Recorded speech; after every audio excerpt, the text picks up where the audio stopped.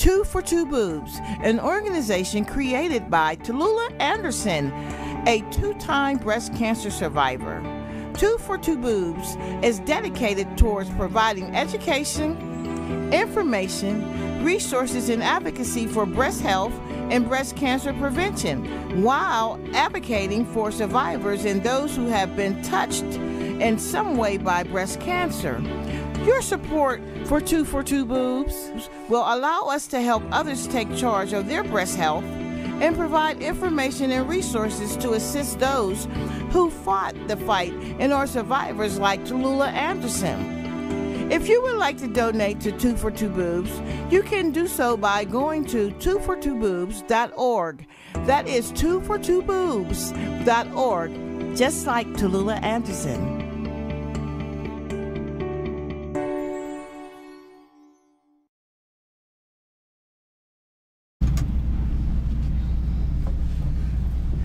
And welcome to the show of shows, ladies and gentlemen. I am so happy and flabbergasted today to be here because know what? First of all, I'm still alive. I'm not dead, and I'm happy to be alive. Know why? Because today is a good day. This is the day that the Lord has made. We shall rejoice and be glad in it. We have some special guests on our show today. These guests are so wonderful and dear to my heart that, you know, I've spent a little time with them during the week before the show to get to know them, and they are dear to my heart, and I just had to have them on the show because they have a very special message. A very special message that's good for every family, because there's a family member that's going through every situation that they've been through so far. I already know it. So with saying that, feel free to you can comment at the bottom of this video right now. You can go to the bottom of the video, the WCOBM TV network, Las Vegas. Go to the bottom of the video. You can ask questions of these two guests that are about to talk about gun violence. Amen. Very serious issue that's going on in the United States. We have to talk about it, and we have to spread the word. There are communities that are going through so many different things, but in Pittsburgh, they have something going on with these two young ladies here that I have right here.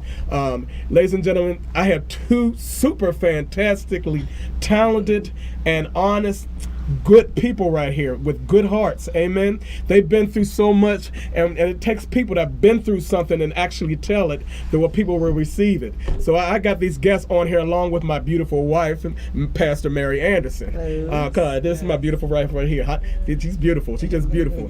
She's just like, man, she's my shining diamond. Look at her shine. Wow. A lot of guys see I don't got that much bling bling. That's my bling bling. Look at her shine. So, ladies and gentlemen, I give to you, without further ado, I got Luana Marie Coward and Valerie Sabrina Dixon. Come on, clap your hands, stomp your feet. We got them here. They're going to tell their stories today. Their story is unique. Their story is powerful. Their story is a story that that a lot of you guys should hear. If you have a family member that went through gun violence, and gun violence is statistically very large and loud, and it's showing its ugly face in America. A lot of people talk about Chicago and what's going on there, but Chicago is another thing that's happened. The same thing that's happening in Chicago is now happening in other cities and other states, and this is more like an epidemic as well. Amen.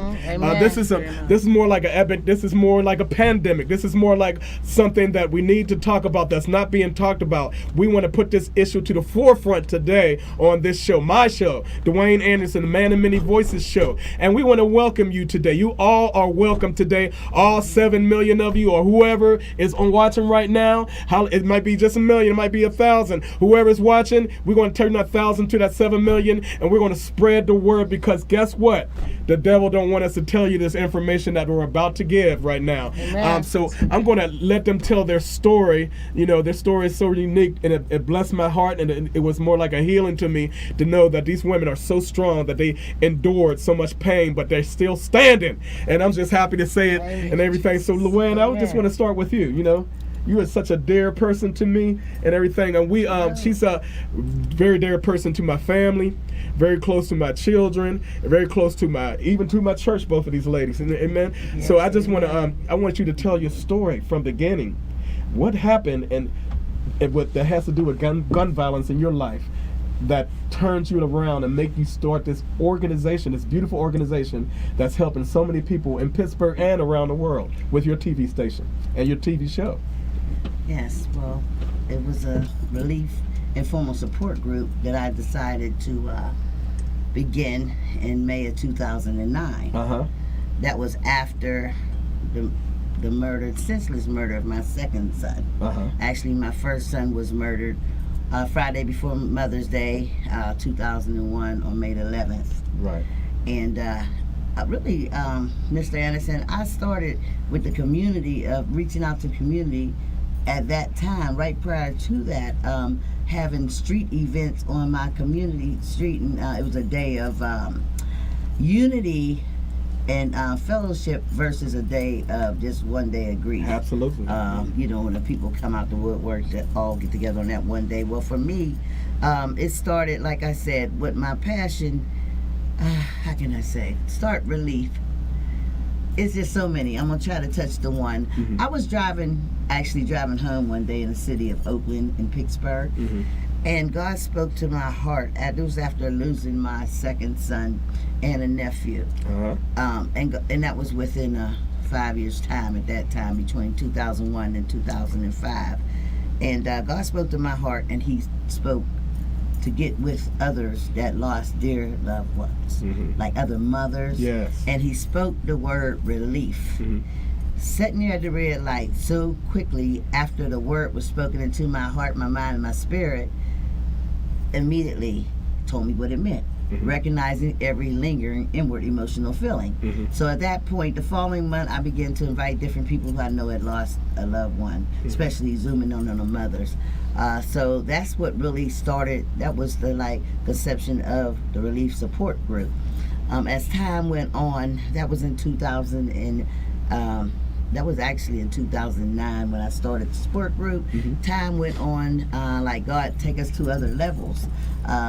I kind of ceased with the street organization thing because God put something else in my heart to start a TV show. Excellent. Because after my third son on it was the 16th day of April 2012, my third son was murdered. All this happened within 11 years' time. Neither one of my sons reached to be 20 years old.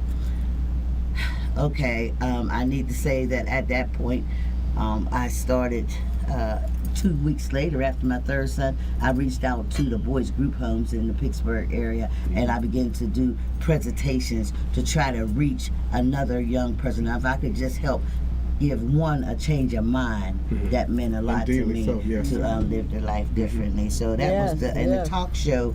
Briefly, the talk show is because when a person loses a loved one, it takes a lot of energy just to get up in the morning. At sometimes it takes a lot of energy to do a lot of things. So the relief support group in a talk show is pretty much reaching out to those that haven't got the strength yet to take a stand what God can give us, because it's dear for us. And I was listening to the rehearsal the other day when Pastor Mary was doing her mom's group with the children. You have to reach up and grab it because it's there for all of us. That's right. For the taking, and that's $1,025,000 worth of information you just gave. But with your situation with your children, that is such a heartfelt thing. That's just something that soaks your soul. Amen. And indeed, you went through that pain and that emotion of losing. I couldn't even imagine, because I never lost a child yet. I don't plan to. But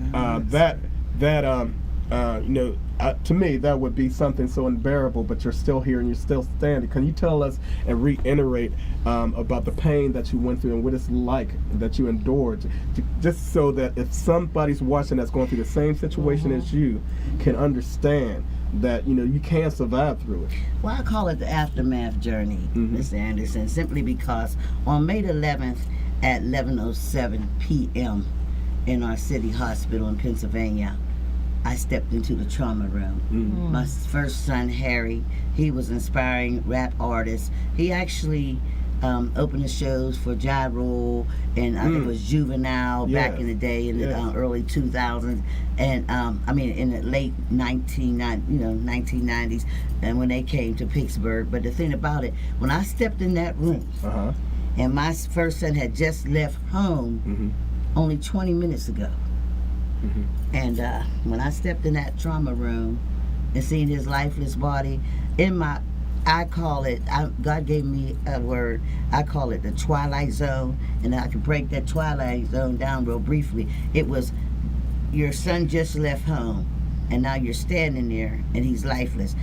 The twilight zone is the disbelief in a reality hitting you at the same time, which set me in the twilight zone. My son, last words a young lady told me was, tell my mom I love her. Actually, he went to a memorial party for one of our first youngsters that was killed in our community on a mistaken drive-by shooting, 14 years old, and they kept on giving these annual events. And that's where he was murdered at a memorial party. And it was sad because he was on his way out of Pittsburgh because different groups wanted him.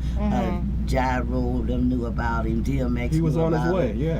He was an inspiring rap artist. Everybody knew him. He won many contests. He had a sense of humor that he always tried to uplift people. And one thing about it with the streets, a lot of our children today, they get out in the streets and their peers press them and they become that person. But one thing about that son, my first son, when he came home, he was his grandma's grandson. He was his mother's son. I mean, you know, he knew how to divide the two. And I just want to say his last words was, tell my mom I love her. Those words carry me through my sad times, my happy times, and it is a big part of my motivator today. Well, so that's a very intricate story about that, because, you know, just like I'm saying to all Las Vegas right now, and to Hollywood, and to all my friends and fans out there right now, that this is a serious conversation that we're having, because I mean, I know a lot of you out there, and I know I have a lot of people that I talk to, but a lot of you never dealt with, and I know some of you have dealt with people who lost their life and lost life in their family from gun violence and everything. And these two ladies are going to explain to us, you know, the power of God and what God can do for you if you just hold on. Because I'm, you know, she didn't tell the part about her praying through the situation, but we're going to get to that. You know, she didn't tell the part. We're going to get to the parts that, you know, I know that you have questions about and everything. But I implore you that you stay and you listen and you watch this show as I introduce my next guest, and they're going to both tell the story. But as that you stay and listen so that you can give this information to somebody else in your family, because it's very valuable information. And if you see the phone numbers or any emails on the screen, at the bottom of the screen, you should see at the bottom of the screen, please don't hesitate to call, because not only you know, are we doing this for the situations of helping others, but we're doing this for the situation that because God ordained these two women to go out and help somebody else. So with saying that, I'd like to bring you into the conversation. Valerie Dixon, how are you? Hi. I'm doing wonderful. I'm blessed. Thank you guys. That's great. And can you tell us and iterate your story and how you got into this and what how you lost your son?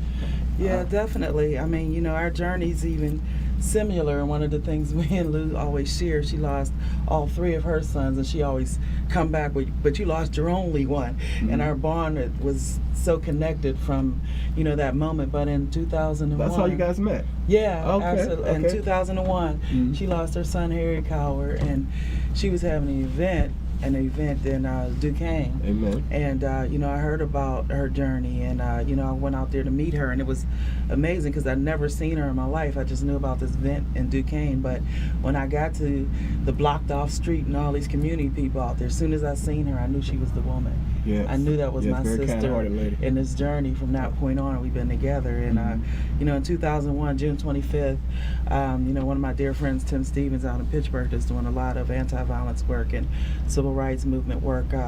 He always identifies my son's birthday and his death day when he speaks, and he doesn't write it down. It's just something that's etched in his head, and it means so much to me that this man that didn't even know my child always can just flow that date out of his mouth whenever we're in an event trying to reach young people. But it was a young gentleman in the community, had just moved in our area, wasn't even there 11 months, and he was hating on my son. You know, like Luann's son, my son was popular. He was a football player in the city of Pittsburgh. He was considered one of the best City of Pittsburgh City League football players in the area. Well, you know what? Hold that thought for a minute, because we're going to pay tribute to our sponsors, because we got to pay the bills, keep these lights on and all this stuff. But hold that thought, because we need to tell this story. Ladies and gentlemen, you're watching the Dwayne Anderson Man of Many Voices show in Las Vegas. We just want you to stay tuned, stay here, don't go nowhere, because we're getting ready to get into the nitty-gritty of the story. And these two fabulous women of God, fabulous women here right now, are going to tell nationwide to all 7 million of you that it is a better life. It is. You don't have to give up with a situation when you lose a loved one in your family to gun violence. I'll see you in a we're going to slight pause the call. I'll see you in a few. Peace. All right. In loving memory of Anita Mayo and her 5 children, Constance Anderson Collier, Anita's mother, established the Anita Mayo and Kids Scholarship Fund. The funds donated to the Anita Mayo and Kids Scholarship is given away each year to assist with college tuition and/or books and supplies. To be eligible for this scholarship, you must be a senior in high school planning to attend college and/or a student who is currently a college undergrad with a 2.8 GPA. If you are interested in donating or applying for this scholarship, send your inquiries to amkscholarship@gmail.com. You can also send your donation to amkscholarship@gmail.com through PayPal. You have a blessed day. And remember, education is the key to our future. So please donate to this blessed cause, the Anita Mayo and Kids Scholarship Fund. Thank you.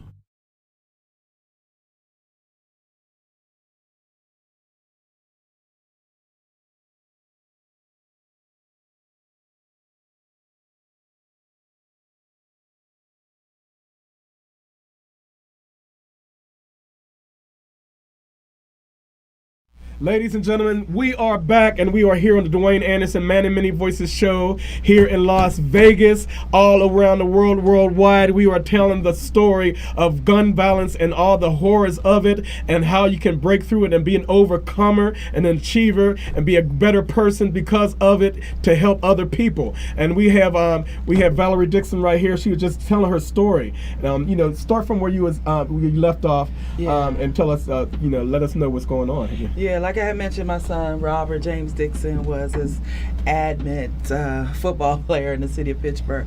Well loved, well liked, and he kind of struggled a bit once he got out of high school, because it was so many promises that we're not going to let this one slip out of our hands. We're going to support him all the way. But what it was our family he would have been our first college kid to go to college out of our family, and we sent him to college. We struggled that year. He graduated, got him to college in California. We sent him down to Merced College, California, and he was down there for a year. And he called me every day wanting to come back to Pittsburgh, and play. And he called me so much I had to get a 1-800 number for him because my phone bill was too high. But we brought him back, and he had interviews with Walt Harris and Joe Walt of Pittsburgh, Pitt University of Pittsburgh, and Robert Morris College, and they wanted to bring him in, but they wanted to actually, say, if you come for 2 years and we can get you on the team.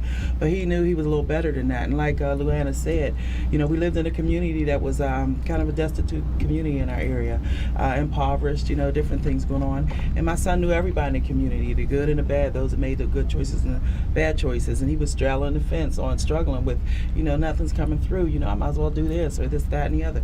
So he had friends out there that was trying to lead him the wrong way, but he had friends that trying to lead him the right way.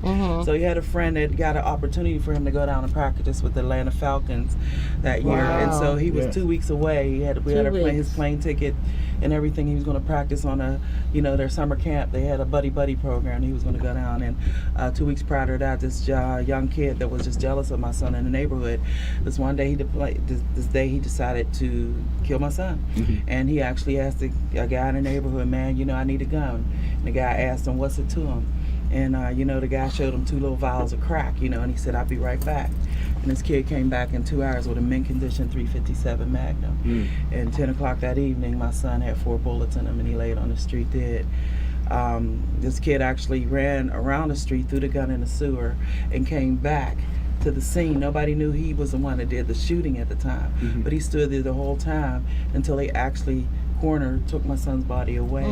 In that aftermath, as Luana always mentions, which is such a powerful word, it's a true aftermath, because once I got the word and ran to the scene, I got there and I seen, I always dreaded that white sheet. Because gun violence was going on so much in our community, I always would see that white sheet. It was about 2 years before that white sheet was on my street, and I remember hook slide my car up, and I ran up, and I remember seeing these tennis shoes, and my community members were like, Miss Val, that's not Rob. Because I thought it was Rob because I seen those tennis shoes under the sheet, but this night it was my son under the sheet. And I recall seeing where the blood was running down from, and I knew that was his head.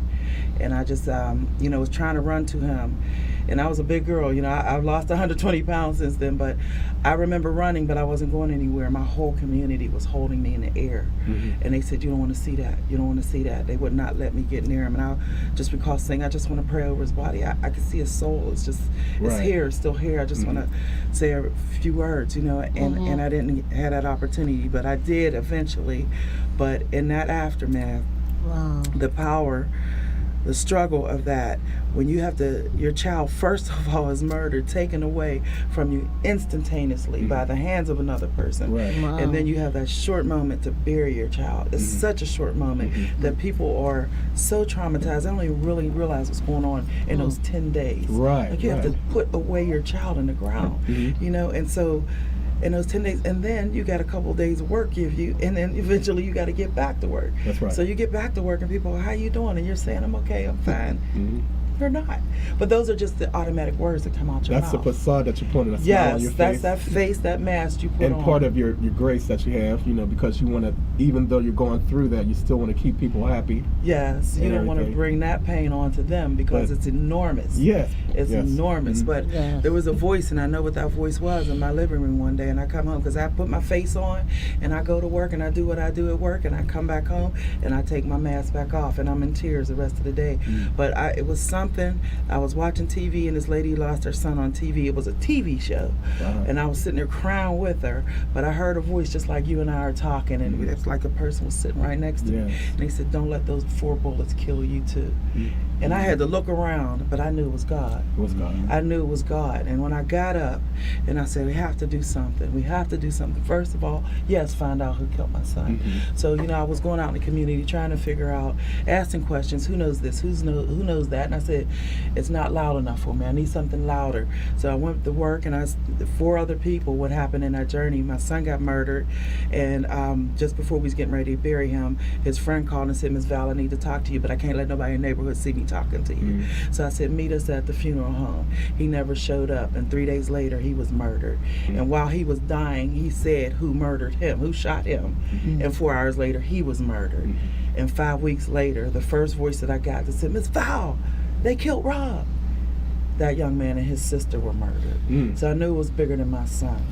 What was going on. This was a larger situation that needed to be addressed. And so those families that had lost and no idea or concept who killed their loved one, I put together a photo of these faces of individuals that were murdered, and I called different organizations, the Witness Protection Program, the Gun Violence Confiscation Program, things like that, put money together to go to the billboard campaign and say, I need to put a billboard up. This needs to be loud for people to be involved in the community to say, I know who did that. I remember that night. Come on. And so I got a 1-800 number, and I went to the billboard company, and I said, look, I really don't have a dime, but this is what I want to do. They said, we'll put it up for free.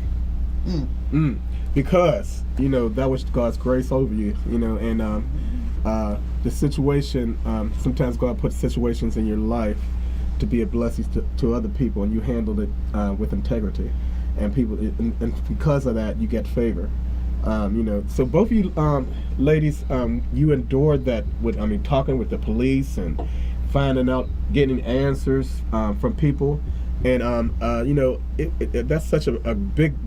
I mean, that's dear to my heart. Can you expand on that? Did you have a question? Yeah, I did have a question because I know in the past we hear, because we're on the West Coast, we hear a lot about the killings in Chicago, but I know for a fact in Pittsburgh, Pennsylvania, because that's my hometown, the killings are it's so high there, and I know both you ladies have put together programs to help the families Right.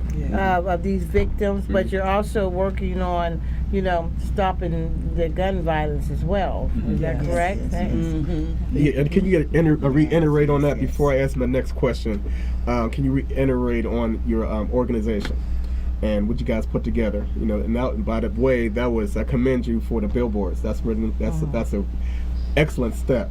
But can you both reiterate, starting with you, about your organization and what it entails and what's the positive things that are coming out of it? Well, with the Relief Informal Support Group, first I need to what's say... the name of it again? Relief Informal Support Group. Oh, okay, excellent. All right. Actually, the Relief Informal Support Group is because one of our purpose of the support group is that it's no need for no one to struggle with the grief process alone, because the grief can lock you down. It can isolate you. It can take you to so many downhill levels, and we heal together there, and God had put that in my heart to come together, because it's such a virtue that go out when you're talking to somebody and they know that they know how you feel. Sometimes a person, I just want to say, with the Relief Informal Support Group, we would go out, several ladies and things would go out to different wakes. We visit different wakes and stuff, and I need to say, it ain't always about saying something. When your story speaks for itself. Right. So when it's hard for any mother or loved one have to sit on that, especially a mother, because we as parents, we always think that our children are going to bury us, but with our life, it flipped the script, and so many others. So it's hard sitting on that front row, and when you sit on that front row, and I just ask God to show me what to do, because it ain't always about talking. It's about just popping up, being present in the midst of the first impact of when a person loses their loved one. And so as we go to the wakes, it's only a simple hug sometimes. We might go there just to give hugs, because as I stand over a mother that's so broken down, or a father that done lost their child to violence, I can give them the hug and God do the rest, because all they have to do is look up and see that I'm still standing. If That's all I it takes can, sometimes, right? That's right. they say, well, if she's standing, I can stand. Right. So God can do the rest. I just got to make myself available. And then another thing, see, with different organizations throughout the Pittsburgh area and different places, they'll help a person when you lose a loved one to violence. It's just spreading like a deadly disease, especially with our young people. And a lot of people don't even have insurance, sad to say. A lot of them don't think they need insurance, I heard a message the other day. They said death is just a blink of an eye. It ain't like something it's coming somewhere. But when it comes so unexpectedly, a family needs instant help, sudden help. And so with the Relief Informal Support Group, it's a first impact. Okay, and that's what we go out. We want to go out when that first impact, because a lot of agencies will help you, but we was filling in the gap. God gave me to fill in the gap. I want to give back what was so freely given to me, where I wasn't able to buy all the clothing for my son, two of their funerals, the dress. I want to just give back what's freely. The deceased might need clothing. That mother might need a dress, or that we want to give back. That's what we try to give back. Now we might not get help with the whole funeral, but I ain't gonna put God in the box at this time. But I want to say, far as putting the clothes on the back for every member to go there presentable. Maybe a mother need her hair done and then afterwards, after the funeral, when the piano stop playing and everybody go back to their home, they light their own lights, they go back. But I'm here today to tell you that you're in the fog zone then, because you can't believe that you just buried your child. But when that knock come on the door 2 or 3 weeks later and saying, I was thinking of you, and then they want to give you that there card, say I was thinking of you, but when they open that card though, also you got a food voucher card, because you're so broken inside. And my vision is what I went through. You're so broken inside, you don't even want to get up to go to the refrigerator, or to go to the refrigerator and it's all empty. You're going to be spiritually broken. You're going to be physically broken. You'll be all of those different broken. And see, and I just wanted to say, and go ahead to Valerie thing, for what they, because we're in collaboration or whatever we do, friendship, missionship, all that. But I'm just saying, before a person at these wakes, everybody been to a wake, right? So people just being people, it's so much food in the kitchen of that family during that time. But during that time, but people being people. And nothing against people, not to offend nobody, but people being people come and take more than what they need just because it's there. But that's the only thing I speak of for the families that have to live on. When they wake up in their brokenness a couple of days later, and all the food that they did glance upon, because they don't feel like eating, but it's no longer there. We want to be the ones to knock on that door and here to give them their food card. And let me tell you, just like a baby. I guess like God did all of our lives, but I'm gonna think of an infant that begin to walk. They're so broken down, but just with that idea of having to write a letter and send somebody to the store, get up and try to get back in the norm of going out back into the world, or try to go back, just for that moment, because any moment is a relief if you can get back into the normal. You might go back. You might come. It's like a roller coaster ride. Valerie, you agree to that? It never leaves you. I mean, and that's what I'm saying. It's a life sentence. That's what I like. Your loved one is murdered. It's a life sentence.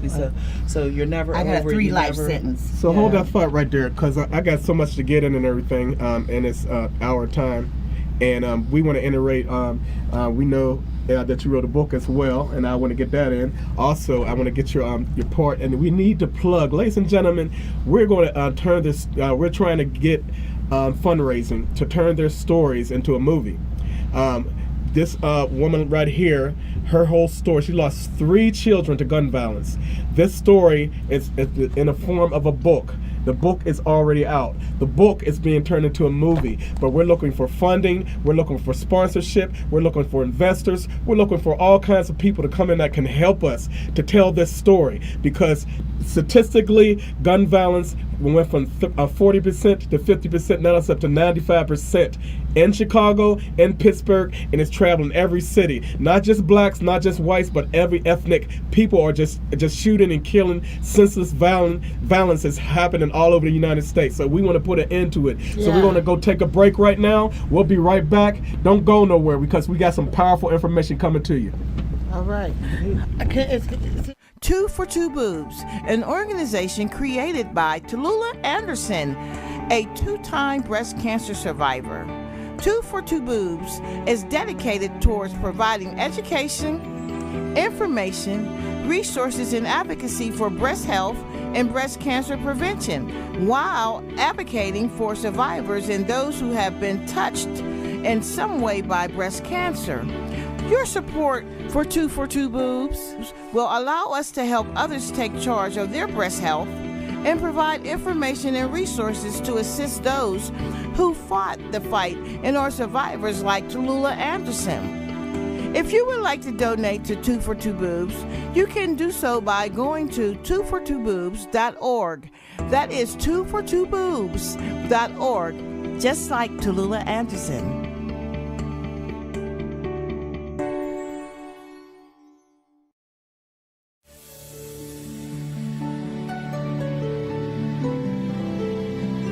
Hello, everyone. I want to take you on a little journey today. I'm at the cemetery where I had to bury my sons, all 3 of them, which we as parents always think that our children will bury us. But with me, it was a whole different story. Come with me.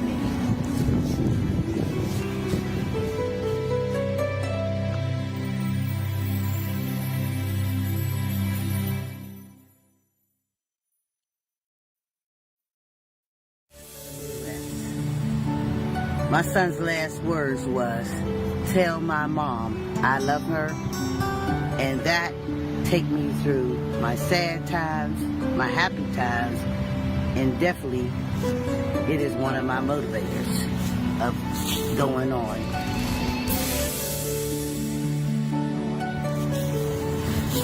as we travel this cemetery, many people here, children, grew up and now lay to rest here. All gun violence.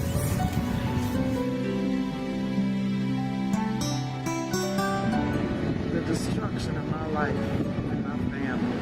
My family is not the same since that night. I don't go up to the cemetery much. It's just, there's really no spiritual life there to me. That's the place where my son has laid his shell, but his spirit is over there on Lincoln Avenue. But you have to come up here every now and then to really realize the depth of what's going on. And when I seen his grave, I just go through something, I just can't even explain it.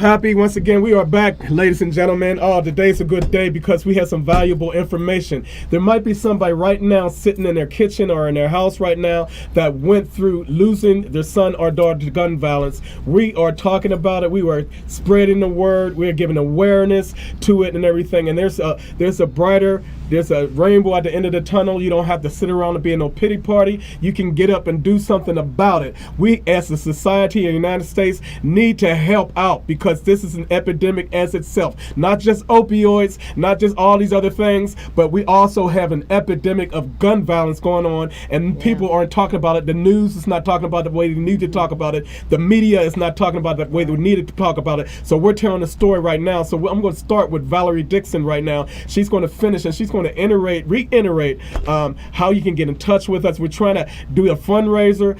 We're trying to collect money. We're taking it in the form of investment, sponsorship, whatever you got to do to get some money for this movie that's going to be produced with this through this book that this lady, Luana Coward, wrote. A 10-year process, she wrote this book about her life and losing her 3 children. But Valerie, I just want you to finish up and reiterate about the organization and everything about it. Yeah, you were talking about services that we provide. And one of the things when I started the Billboard campaign, and to date, the Billboard campaign has brought in 39 trials have come from the Billboard campaign, and we've had over 34 convictions with it. And so we've got, statistically it works, and people do speak up. Wow, that's people good. speak up. And one of the things that had happened after I lost my son, the trauma of it was so much. You know, we don't identify with trauma in our community.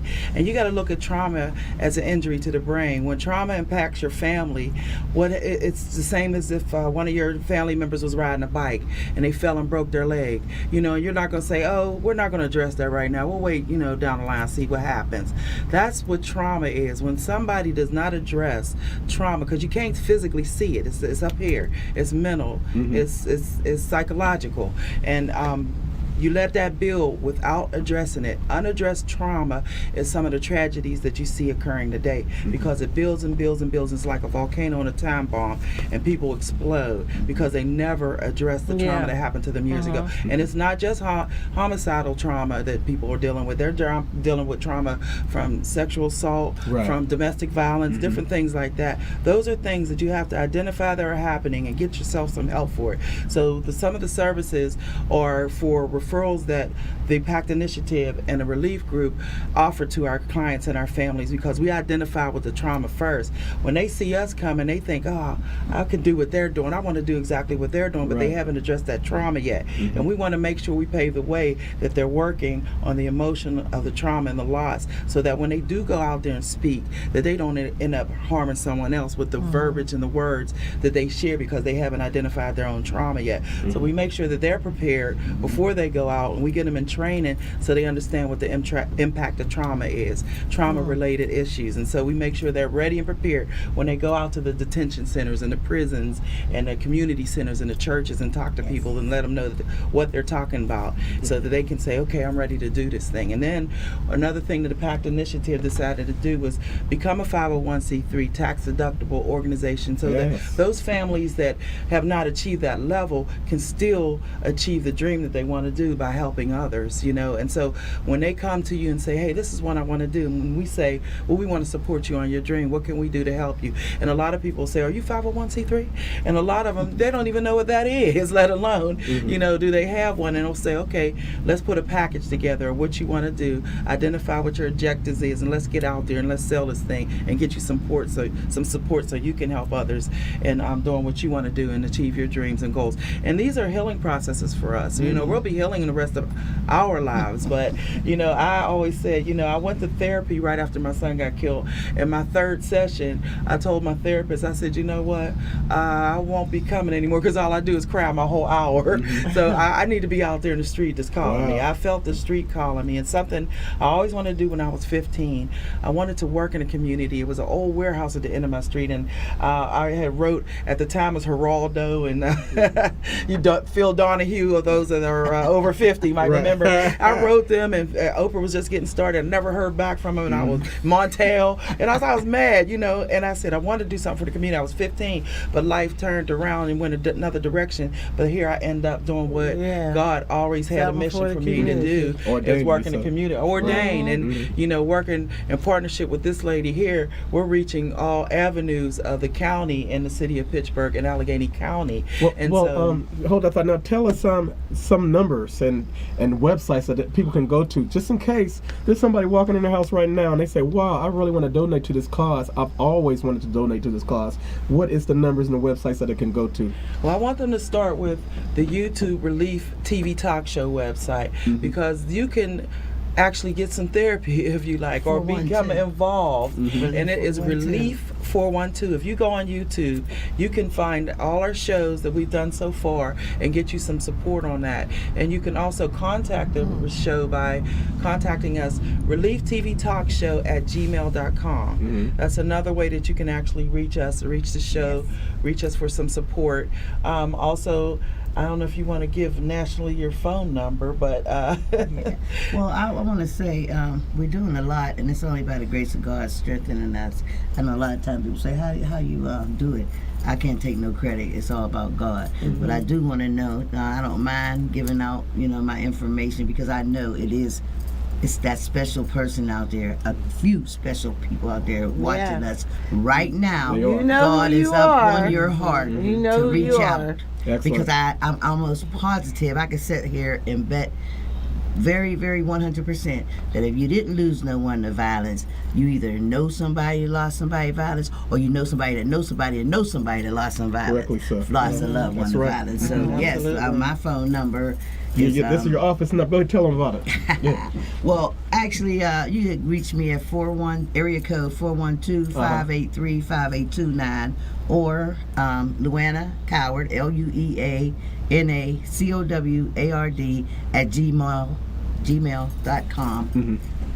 And we implore you, we implore you, my brethren, my people, anybody out there that has a kind heart, that people. It's so sad when you see family members out in gas stations and holding up signs, trying to pay for the funeral for their loved one that got shot and all this stuff, and they don't even have enough money to begin to pay for the funeral. We can give you information. We can give you a support that you need. You don't have to grieve by yourself.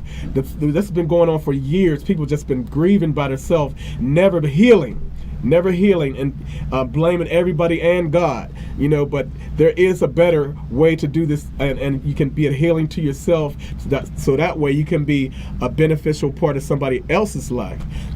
Things happen in this lifetime because of God's divine grace, but he uses those situations to bless other people. He'll take care of you when you get to heaven, but you need to bless. The day's a good day to bless somebody else. So with these organizations, we're asking for help. So that's why I want to talk about this book, Unexpected Events, that you wrote. Yeah. And how long did it take you to write this book?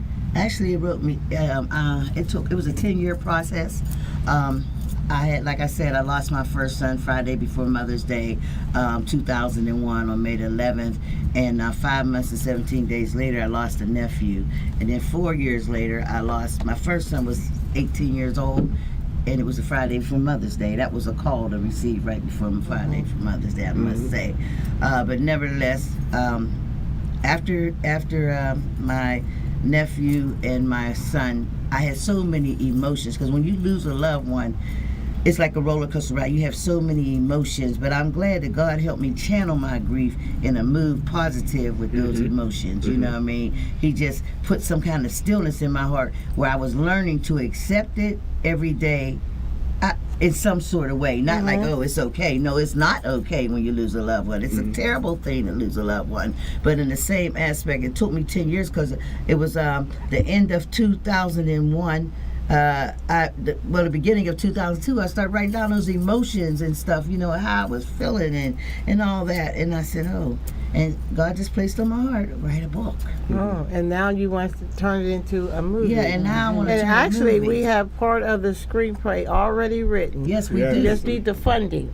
Desperately need the funding to get it on wax, get it in the film, get it in the movies, get it on TV, whatever you can do.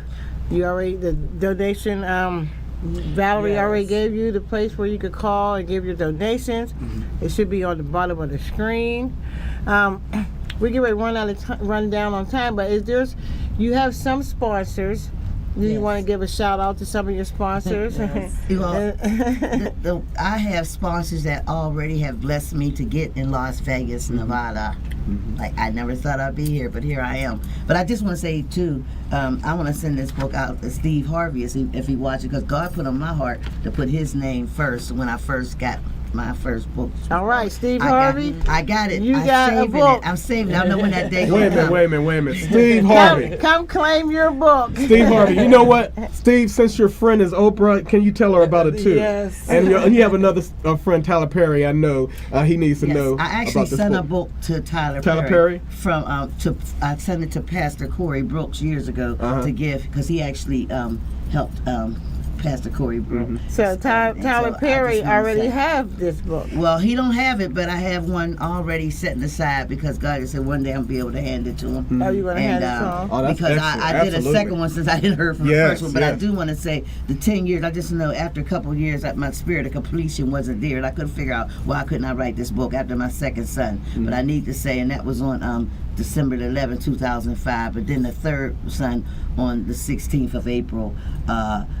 2 weeks later, I just start writing. It was time. I couldn't feel a spirit of completion until then, but I need to say it was a hurting thing, because my first son was murdered. My third son, which was Dawn Aaron Jones, was murdered on the same street as my first son 11 years prior to that. And it was 18, 17, and 19. And I heard you have a very wonderful, beautiful, very talented, inspiring movie producer and playwright that's helping you with the movie. Oh, yes, I do. The movie is on its way. I have talked to several people. This is like my second time out in Las Vegas and different places.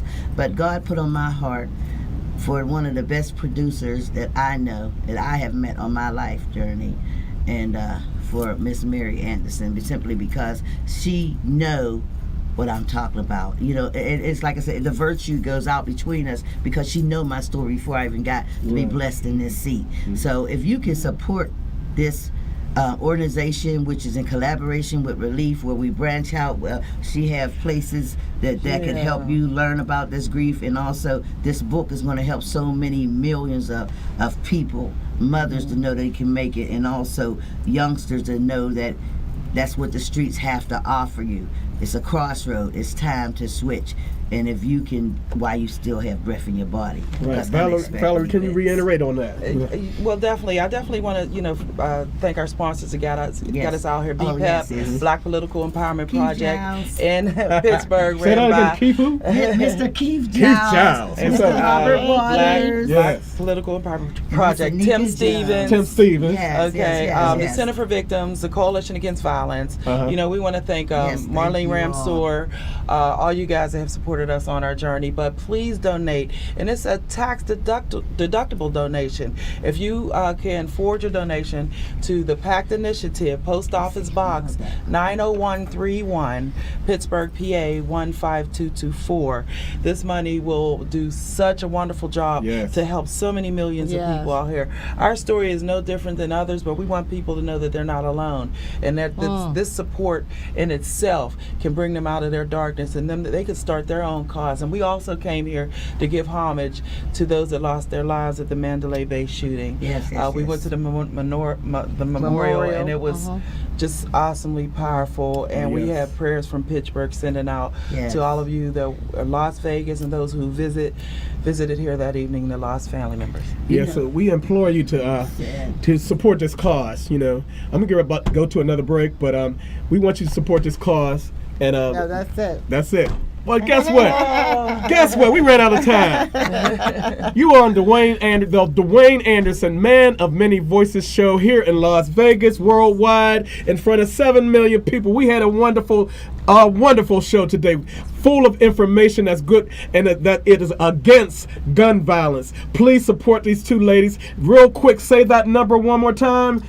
Post Office Box 90131, Pittsburgh, PA 15224, the PACT Initiative, in honor and homage of the Relief TV talk show, Luanna Cower, and her book, Unexpected Events.